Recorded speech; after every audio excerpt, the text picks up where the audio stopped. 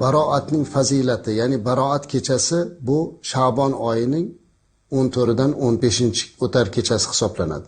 Nisfu Sha'bon deydi, Sha'bon oyining o'rtasi. Bu kecha haqida juda ham fazilatlar haqida gaplar ko'p. Juda ko'p eshitgansizlar, hozir ham aytilyapti. Bu kechani baroat kechasi deyishligi, ya'ni qutulish, ozod bo'lish degan ma'nolarida Alloh taolo bu kuni juda ko'pchilikni do'zaxning azobidan qutqartiradigan, ozod qiladigan kun. Shuning uchun baroat deydi.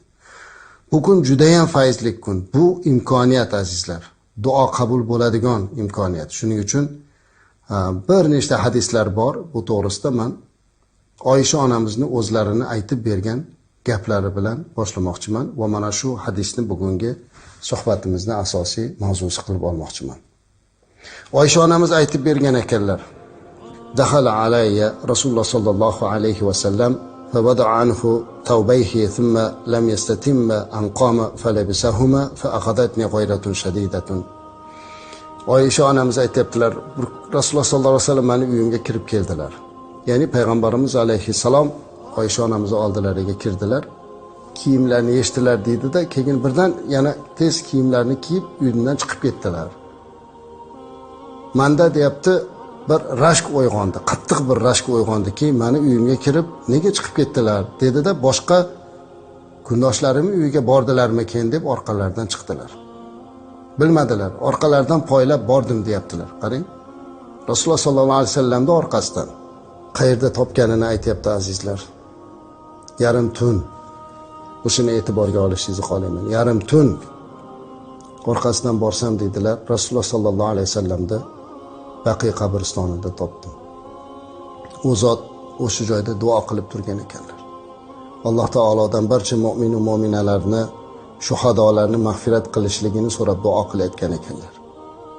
U holatni ko'rib xijolat bo'lib ketibdilar Oysha onamiz. Aytadilarki, men shuni ko'rdimda orqalaridan turib Rasululloh sollallohu alayhi vasallamga qarab, ota-onam sizga fido bo'lsin ya Rasululloh sollallohu alayhi vasallam. Siz Robbingizni ishi bilan mashg'ul ekansiz, men dunyo ishi bilan sizni orqangizdan kelib mana dedimda orqamga qaytib ketdim. Uyga borganimda xansirab qopman deydilar. Birdan Rasululloh sollallohu alayhi vasallam kirib keldilarda menga qarab, "Ya Oysha, bu qanday nafas olish?" dedilar. Hayron bo'lib, ya'ni xansirab turgan. Shunda men bo'lgan voqeani aytib berdim. Orqalaridan borganimni va duo qilayotganini ko'rib qaytib kelganimni aytib bergan edim. U zot menga qarab, "Ey Oysha, Alloh va uni rasuli senga adolatsizlik qiladi deb qo'rqasanmi?" dedilar. Bal atani Jibroil alayhissalom. Balki menga Jibroil alayhissalom keldilar. Faqala, aytdiki Jibroil menga kelib, "Hadihi laylatun nisf min Sha'bon." Ey Rasululloh sallallohu alayhi vasallam, bugun Sha'bonning yarmi, ya'ni 14dan 15ga o'tar kechasini aytayapti. Yarmi nisfu Sha'bon. Bugun Alloh azza va jalla Kalb qabilasining qo'ylarini, junlarini, adadicha odamlarni do'zaxdan ozod qiladigan kun dedilar Jibroil alayhissalom. Kalb qabilasi bo'lgan ekanlar o'sha mahalda. U qabila eng qo'yi ko'p qabila bo'lgan. O'sha hamma qo'ylarning ustidagi tuklarini, junlarini bir sanabsa nechta bo'lsa, shuncha odamni har yili baroat kechasida do'zaxdan ozod qilar ekan Alloh taolo. Buni Jibroil alayhissalom kelib menga aytdilar deb aytayaptilar payg'ambarimiz alayhisolatu vassalom. O'sha kuni Alloh azza va jalla endi muhim joyini aytmoqchiman azizlar. La yanzurullohu fiha illa mushrikin va la ila mushahin va la ila qati'ir rahim. Bu kuni Alloh azza va jallaning hammaga rahmati tushib, gunohlari kechirilib, do'zaxdan ozod qilinar ekan-u, lekin bir nechta toifa kishi bor deyaptilar payg'ambarimiz alayhisolom. La yanzurullohu fiha ila mushrik. O'sha kuni mushrikka rahmat nazari bilan qaramaydi. Mushrik kim? Allohga boshqasini sherik qilgan.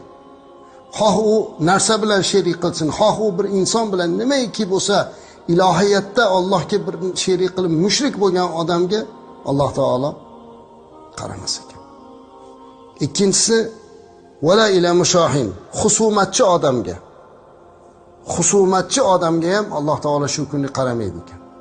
Qarang, necha minglab odamning duosini qabul qilyapti, lekin mushrikni husumatchi, ya'ni bir-biriga mo'min musulmon bo'lib dushmanlik qilib yuruvchi odamlar, ginalashib dushmanlik qilib yurgan odamni duosi qabul bo'lmaydi. O'sha kuni unga Alloh taolo qaramaydi. Va wala ila qoti'ir rahim, qoti'ir rahimga ham qaramaydi deyaptilar. Ya'ni qarindosh urug'idan yuz o'girib yuborgan, qarindoshchilikni uzib qo'ygan odamda ham o'sha kuni duosi qabul bo'lmaydi. Wala ila musbilin, va kibr nuqtai nazaridan kiyimini yerga osiltirib yuruvchi. Ya'ni bu arablarda o'ziga o'sha davrda shunaqa xos bo'lgan ekanki, kim o'sha kibrli bo'lsa, ko'ylagini yerga sudratib yurar ekan, bu kibr alomati. Ya'ni kibran qilar ekan. Shuning uchun bu yerdan bilinib turibdiki, ya'ni mutakabbir odamda unga ham Alloh taolo qaramaydi. Wala ila aqini walidayhi, va ota-onasiga oq bo'lgan, ota-onasini norozi qilgan, ota-onasiga oq bo'lgan odamga ham shu kuni Alloh taolo qaramaydi. Wala ila mudmini khamrin, va mukkasidan aroq ichishga berilgan aroq ichuvchi odamga ham shu kuni Alloh taolo qaramaydi. Mana shu gapni payg'ambarimiz aytdilar deydilar. Summa wada'an Hutaybahi, keyin kiyimlarini yechdilarda mendan so'radilarki, "Ey Oysha, men namoz o'qisam maylimi?" deb so'radilar. Men ota-onam sizga fido bo'lsin, mayli ya Rasululloh sallallohu alayhi vasallam dedim. U zot namoz o'qidilar. Faqama fasajada laylan tawilan hatta zanantu annahu qubida. Rasululloh sallallohu alayhi vasallam namoz o'qib peshonalarini sajdaga qo'yib shunaqa uzoq turdilarki, men Rasululloh sallallohu alayhi vasallam ruhlari qabz qilinib qolmadimikin deb gumon qilindim dedilar. Shunaqa darajada uzoq qilganligi uchun Rasulullohning ruhlari qabz qilindimikin, jonlari olindimikin deb qo'rqib ketdim. Va borib oyoqlarini ushlagan edim, u zotning oyoqlari qimirladi. Men o'zimga keldim dedilar. Xursand bo'ldim, chunki Rasululloh sallallohu alayhi vasallam demak shu holatda turibdilar. Fasami'tu yaqulu fi sujud. Rasululloh sallallohu alayhi vasallam sajdada turib mana bu duoni qilganini eshitdim dedilar. Duolarni o'qib beringizlarga. A'udhu bi'afika min iqabika va a'udhu biridaka min sakhatika va a'udhu bika minka jalla wajhuka la uhsi thana'an alayka anta kama athnayta ala nafsik deb sajdada duo qilayotganini ko'rdim. Falamma asbaha zakartuhunna lahu faqala ya Aisha ta'allamtihunna faqultu na'am. Oysha onamiz aytadilarki, Rasululloh sallallohu alayhi vasallam shu duoni qilib bo'lganlardan keyin meni ertalab bu xabarni eslatgan edim. U zot, "Ey Oysha, o'sha duoni yodlab oldingmi?" dedilar. Men ha degan edim. "Uni o'zing ham yodlab ol, boshqalarga ham o'rgat." Menga uni Jabroil alayhisalom o'rgatdilar, shuni sajdada shu duoni qilishlikda degan ekanlar. Inshaalloh bu duoni yozma tartibda ham biz iltimos qilamiz, yozib beradilar sizlarga, o'qib boriladi inshaalloh. Demak, bu kun azizlar ayni biz uchun bugun muhim bo'lgan kecha ekan. Chunki hozir hammamiz Allohdan istig'for so'raydigan holatdamiz. Hojatimiz so'raydigan holatdamiz. Eng asosiysi bugun boshimizga kelgan mana bu baloni ketkazishlikni bugun Allohdan so'raydigan kundamiz. Va men aytmoqchi bo'lgan narsam buni tayyorgarligi dedim boshida. Tayyorgarlik nima bilan bo'ladi? Mana hozir aytdimki, bir nechta toifaga Alloh taolo qaramas ekan, ya'ni duosini qabul qilmas ekan. Bular birinchisi mana bu mushrik, ikkinchisi bu husumatchi.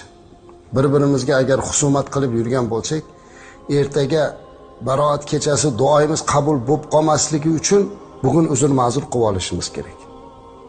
Ginalashib yurganlar, arzimagan narsalarga ginalashganlarimiz qancha? Ehtimol bizdan ham shunaqa bo'lgandir. Bugun bizni ko'rib turgandan foydalanib, men kimni ranjitgan bo'lsam, kimni qalbiga ozor bo'lgan bo'lsam, men uzr so'rayman. Nimaiki qilgan bo'lsak, bilmasdan bandalik bilan qilgandirmiz. Alloh bizni kechirsin va biz qalbiga ozor berganlar bizni kechirsin. Shuningdek, siz azizlar ham bir-birlaringizdan uzr ma'zur qiling. Ikkinchisi, mana bu kibrlanib yurganlar, mutakabbirlikdan ham tushib bugun bir tavoziylikka o'tishimiz kerak. Ota-onasiga oq bo'lganlarni ham bugungi kunda duosi qabul bo'lmaydi debdilar. Men barcha bugun uylarda o'tirgan ota-onalardan iltimos qilardimki, farzandlaringiz erkalik qilib bir oz sizlarni ranjitgan bo'lsa, rozi bo'linglar. Ularni gunohlardan o'tinglar. Shu o'rinda farzandlar ham bugun ertaga baroat kirgunga qadar imkoniyatingiz bor ekan, ota-onangizdan uzr so'rab oling. Farzandlik qilib, beodoblik qilib qo'ygan bo'lsam, ertaga baroat kechasida men duosi qabul bo'lmaydigan, Allohning rahmat nazariga musharraf bo'lmaydigan bo'lib qolmay deb uzr ma'zur qilaylik. Ichuvchi odam bo'lsa ham to'xtatib, endi tavba qilib shu kunga tayyorlansin. Bugun azizlar, buni qattiq duo qiladigan kunimiz. Bunga tayyorlanishimiz kerak. Qachon baroat kechasi? Sha'bonning 14dan 15iga o'tar kechasi baroat kechasi bo'ladi. Demak, o'sha kuni tunda biz kechasi bilan tunaymiz, ertalabda esa ro'zasini tutamiz inshaalloh.